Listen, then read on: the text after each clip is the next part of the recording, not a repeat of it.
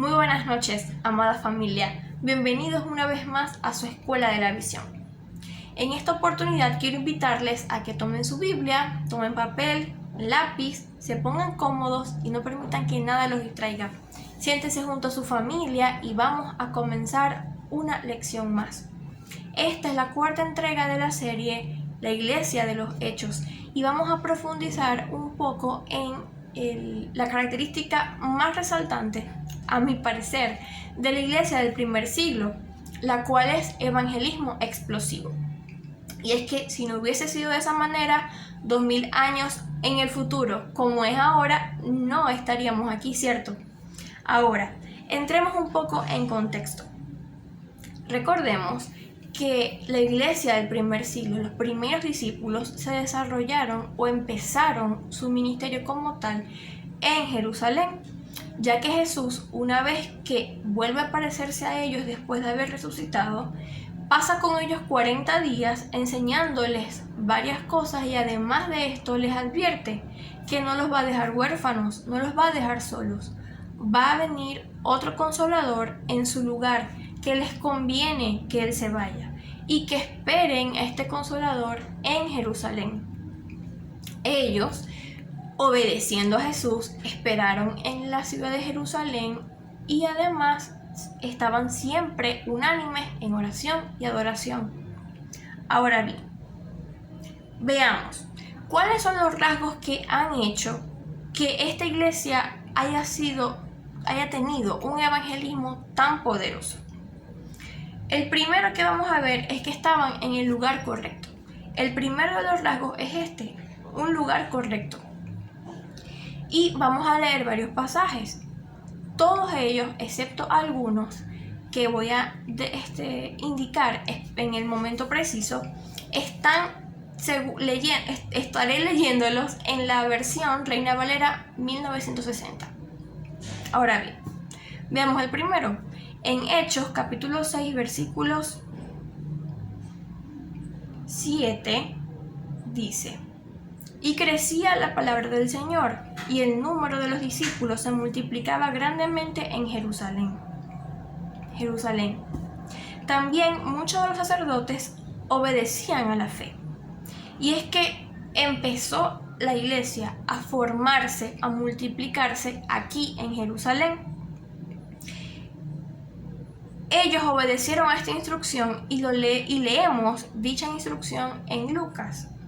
Lucas capítulo 24, versículos 46 al 49 dice: Y les dijo Jesús: Así está escrito, y así fue necesario que el Cristo padeciese y resucitase de los muertos. Lo leemos en Lucas capítulo 24, versículos 46 al 49.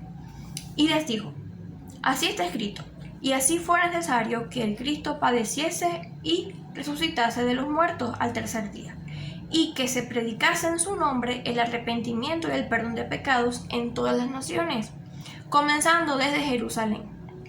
Y vosotros sois testigos de estas cosas. He aquí, yo enviaré la promesa de mi Padre sobre vosotros, es decir, al Espíritu Santo. Pero quedaos vosotros en la ciudad de Jerusalén, hasta que seáis investidos del poder desde lo alto. Es muy interesante cómo Jesús hace énfasis en que se queden en Jerusalén. Entonces no podemos tomar a la ligera el hecho de que estaban en el lugar correcto, porque estaban siendo obedientes, esperando la promesa que Jesús les había hecho. Y es que el Señor tenía designado, preparado, que la iglesia empezara en Jerusalén y a partir de ahí, de la capital de Israel, se pudiese expandir el reino de los cielos, el reino de Dios a todo el mundo, como es también el pasaje, o lo dice en el pasaje, que hemos leído innumerables veces y estoy segura que no lo sabemos de memoria.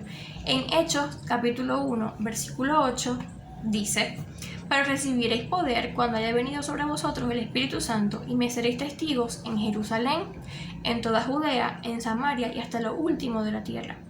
Los discípulos obedecieron al Maestro, y esa obediencia trajo consigo una bendición adicional, que su ministerio pudiese comenzar y de manera explosiva.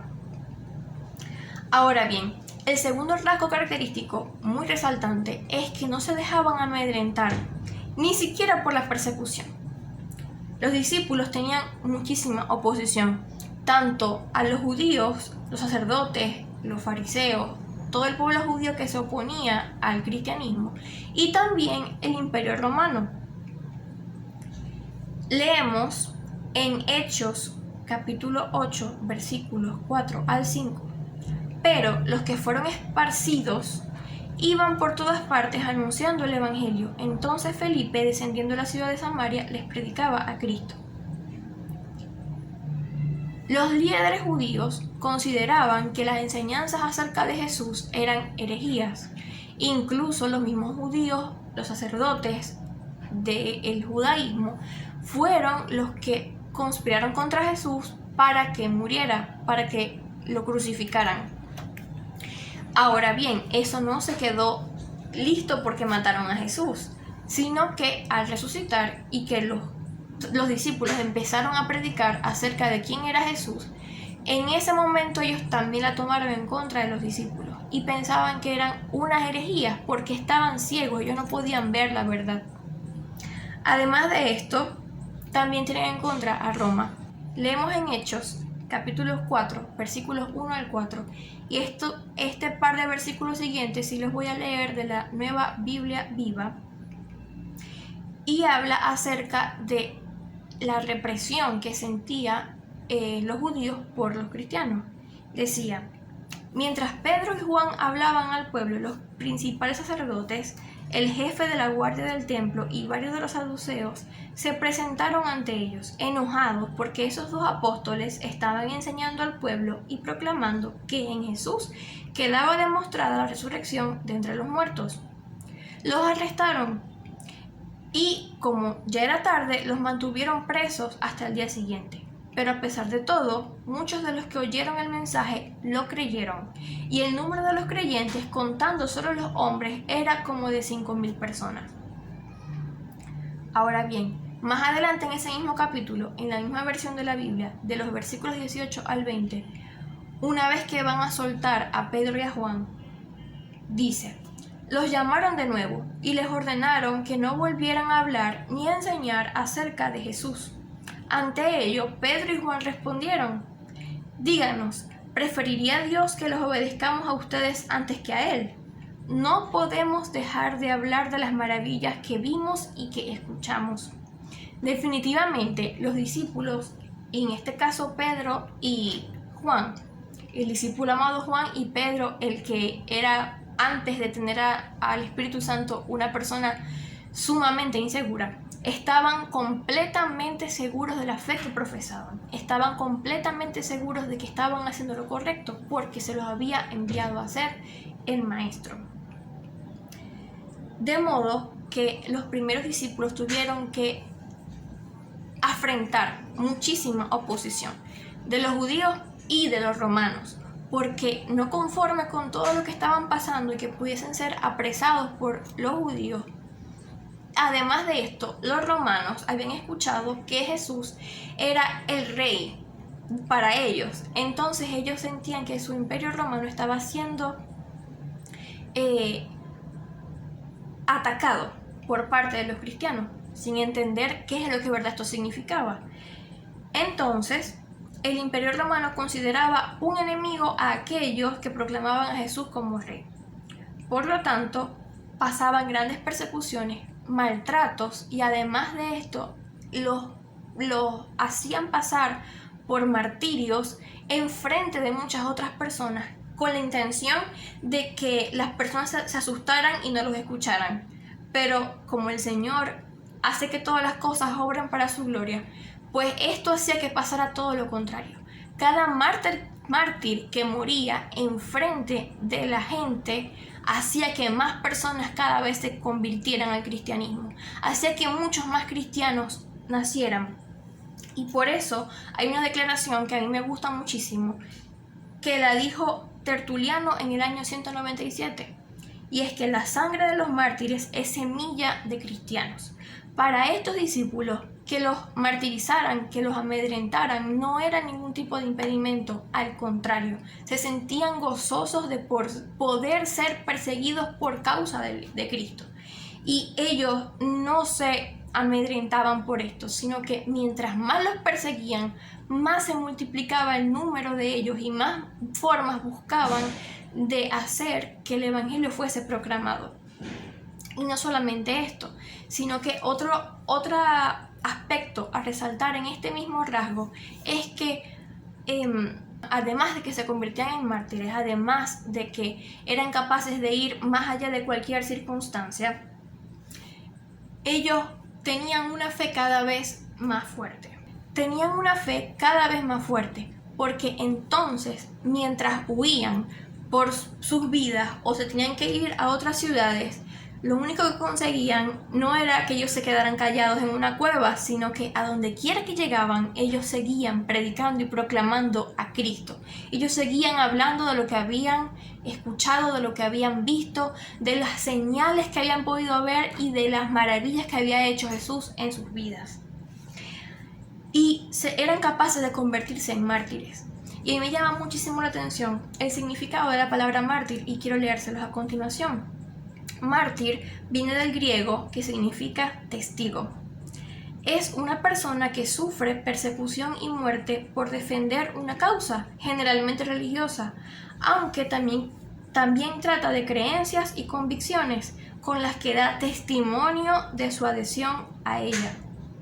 Y este concepto nos lleva al tercer rasgo, y es que los discípulos eran conscientes de su misión, que tenían que ser testigos. A ellos no les importaba si ser un testigo implicaba ser un mártir, porque al fin y al cabo era exactamente lo mismo.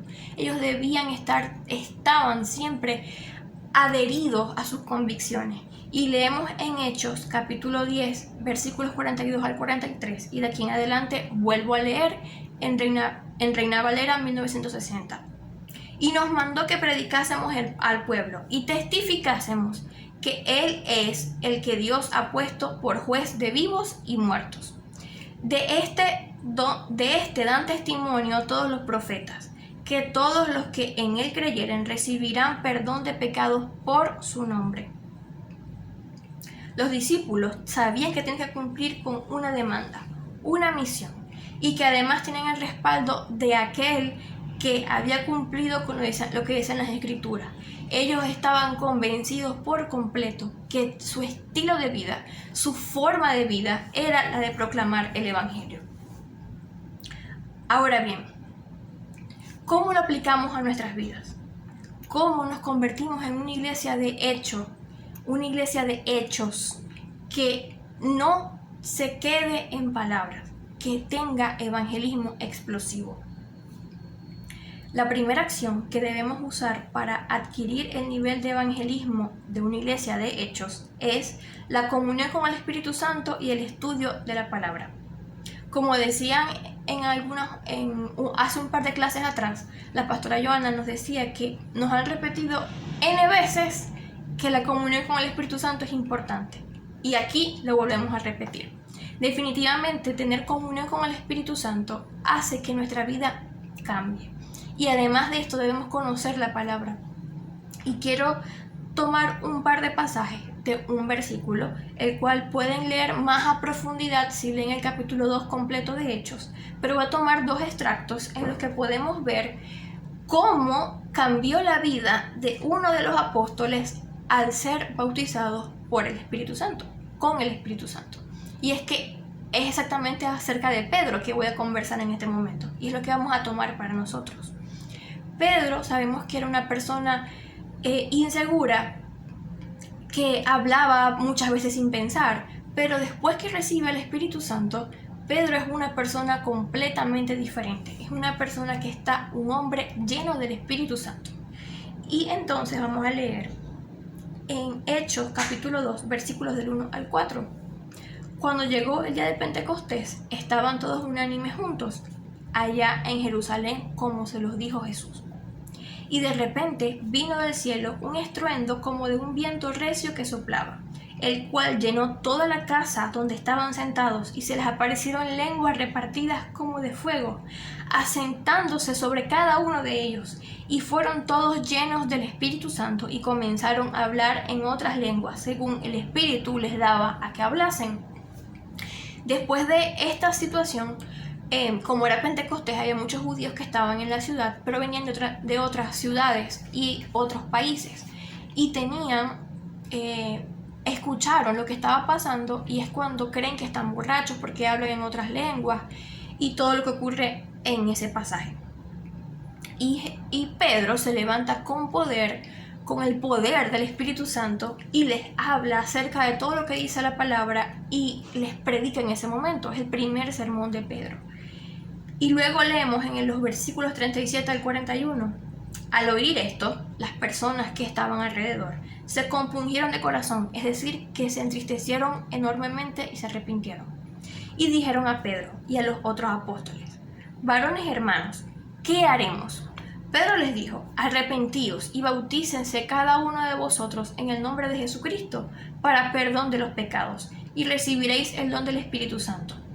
Porque para vosotros es la promesa, y para vuestros hijos, y para todos los que están lejos, para cuantos el Señor nuestro Dios llamare. Y con otras muchas palabras testificaba y les exhortaba diciendo: sed salvos de esta perversa generación. Así que los que recibieron su palabra fueron bautizados, y se añadieron aquel día como 3,000 personas. Es impresionante la manera en la que la vida de Pedro cambió, y la de los demás apóstoles. Ellos recibieron el bautismo del Espíritu Santo, y por causa de la comunión que tenían, porque leímos en pasajes anteriores que estaban unánimes, tenían en común todas las cosas como nos enseñaron en la primera clase. Y al estar unánimes, procurando al Señor, procurando la comunión con el Señor, vino sobre ellos el Espíritu Santo para no irse jamás, para morar en ellos, y que fuese el poder de Dios a través de ellos para llevar la salvación. Y además de esto, Pedro habla de manera muy elocuente, no porque se las supiera todas, sino porque Pedro era un hombre que estaba siempre apegado a la palabra. Nosotros debemos estar apegados a la palabra, procurar al Señor y procurar también las Escrituras, porque las Escrituras son la verdad, y el Espíritu Santo es quien nos va a recordar esa verdad para que salga por nuestra boca. No vamos a poder evangelizar si no leemos la palabra, si no conocemos al Señor. No va a haber nada que podamos darle a otro, porque no tenemos nada nosotros. Y es que la revelación va a venir a nosotros una vez que tengamos comunión con el Espíritu Santo, que además Él nos pueda recordar lo que leímos en su palabra. Es como cuando uno va a un examen sin estudiar nada. Si no estudiaste, no vas a poder escribir nada en el examen. Si hemos estudiado la palabra, el Espíritu Santo en su debido momento nos va a recordar exactamente qué tenemos que decir, qué espera cada persona, qué necesita cada corazón de nosotros. Eso no es una fórmula mágica, ni es para algunos, es para todos. Todos nosotros, si tenemos comunión con el Espíritu Santo, si estudiamos la palabra de Dios, el Espíritu Santo nos usará a todos nosotros. Lo segundo que podemos aplicar, la segunda acción que debemos tomar es usar toda circunstancia a nuestro favor. Y me llama muchísimo la atención en el capítulo 16 de Hechos, del versículo 25, y me llama muchísimo la atención que en el capítulo 16 de Hechos, de los versículos 25 al 31, le está ocurriendo algo singular a Pablo, mi apóstol favorito. Dice: pero a medianoche, orando, Pablo y Silas cantaban himnos a Dios. Ellos estaban presos, y los presos los oían. Entonces sobrevino de repente un gran terremoto, de tal manera que los cimientos de la cárcel se sacudían, y al instante se abrieron todas las puertas, y las cadenas de todos se soltaron. Despertando el carcelero y viendo abiertas las puertas de la cárcel, sacó la espada y se iba a matar, pensando que los presos habían huido. Mas Pablo clamó a gran voz diciendo: no te hagas ningún mal, pues todos estamos aquí. Él entonces, pidiendo luz, se precipitó dentro y temblando se postró a los pies de Pablo y de Silas, y sacándoles les dijo: Señores, ¿qué debo hacer para ser salvo? Ellos dijeron: Cree en el Señor Jesucristo y serás salvo tú y tu casa. A mí me llama muchísimo la atención esto porque Pablo estaba literal en la cárcel, estaba siendo encarcelado por predicar el evangelio, porque era parte de aquellos mártires perseguidos. Y esta circunstancia no lo detuvo, y predicó el evangelio y siguió adorando al Padre Celestial en la cárcel para que todo el mundo escuchara. Todo el mundo podía escuchar cuál era su fe. Todos los que estaban en la cárcel, yo estoy segura que ese día aceptaron a Cristo y se arrepintieron de todos sus pecados y su maldad. Aunque no estemos presos hoy en día, tenemos ciertas circunstancias que nos atañen, que nos lastiman, cualquier cantidad de cosas que nos pueden estar ocurriendo. Y yo creo que la más grave por la cual ha pasado toda la humanidad últimamente es la pandemia. Y este tipo de prisión, este tipo de cárcel, no nos puede dejar cruzados de manos. El evangelio de Cristo no se puede detener porque estamos en pandemia. No quiere decir con esto que ahora vamos a ir corriendo a incumplir normas de bioseguridad o que Ana está diciendo que vayan a tener aglomeraciones de personas. No. Quiere decir que este momento debemos aprovechar las herramientas que tenemos a nuestra mano para tomar acción de todo lo que hemos escuchado, de todo lo que hemos visto y oído, como decía el apóstol Pedro, y que aprovechemos el momento. ¿Cómo podemos evangelizar hoy en día? Nuestras redes sociales hablan por nosotros. Dicen por ahí: dime lo que dice tu Facebook y te diré quién eres. Nosotros debemos procurar que nuestra vida entera hable de quién es Jesús. Nosotros no somos cristianos solamente dentro de la iglesia, hermanos, y esto no es solamente para los ministros, no es solamente para los pastores, para los apóstoles, para los líderes de pesca, no es solamente para los que tienen una ocupación o un liderazgo en la iglesia, es para todos. Nosotros todos somos hijos del Señor, hijos del Dios Altísimo, hermanos de Jesucristo, y todos hemos visto y oído quién es Jesús. Y nosotros todos tenemos la labor, la demanda y además la necesidad que arde en el corazón de decirle a la gente que se puede salvar, que esta situación por la cual está pasando no es el fin de su mundo, que no importa cuántas personas hayan fallecido, mejor dicho, no es que no importen, que no se acaba su vida porque miles hayan fallecido, que Jesús sigue con nosotros y que nosotros, los que estamos aún de pie, tenemos un propósito y que el Señor tiene planes con nosotros más grandes que lo que podemos entender. Pero esta esperanza la gente no la tiene si no la hablamos. Esta esperanza la gente no la puede vivir si no lo decimos. Y nuestras redes sociales, en nuestro entorno, en el trabajo, nuestros vecinos, si no podemos ni siquiera salir de casa, en casa, los compañeros de trabajo, los compañeros de clase de nuestros hijos. Cada persona que tengamos a nuestro alrededor es una persona que tiene oportunidad de ser salva gracias a lo que nosotros digamos, a lo que nosotros hablemos, a que nos atrevamos a ir más allá de las cuatro paredes en las cuales estamos hoy en día por causa de la pandemia. Que nuestras redes sociales hablen de quién es Jesús, que nuestro trabajo hable de quién es Jesús, que nuestros vecinos sepan quién es Jesús. Y esto me lleva a la tercera acción, y es que tenemos que comprender que es una misión. Nuestro estilo de vida es el de proclamar el evangelio. Nuestro estilo de vida es el mismo en la iglesia y fuera de ella. Nuestro estilo de vida debe de ser el que dijo Jesús en Marcos 16:15: id por todo el mundo y predicad el evangelio a toda criatura. Mis hermanos, podemos estar dispersos por todo el mundo, podemos estar dispersos en las naciones. Nos pudimos haber ido de Venezuela porque había situaciones difíciles, pero donde quiera que estemos es una semilla para el mundo. Donde quiera que estemos y que lleguemos, bien sea dentro o fuera del país, es una semilla que se siembra, que crece, que se riega, que da fruto y mucho fruto. Nosotros no estamos puestos aquí en este mundo a la ligera.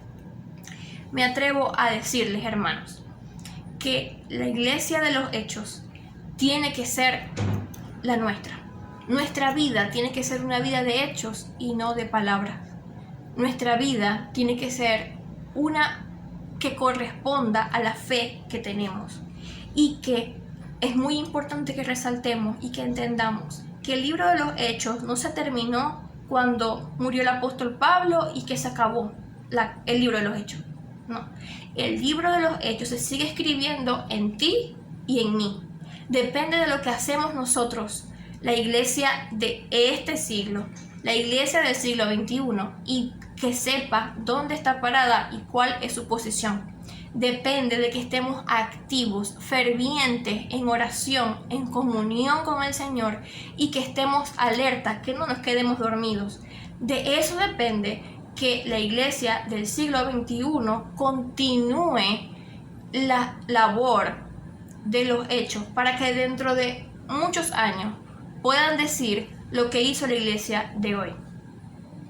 Amados hermanos, espero que para ustedes haya sido de bendición esta enseñanza, así como lo ha sido para mí, que puedan meditar en ella, que puedan volverla a ver si es posible, y que cada día nos convirtamos en una iglesia de hechos.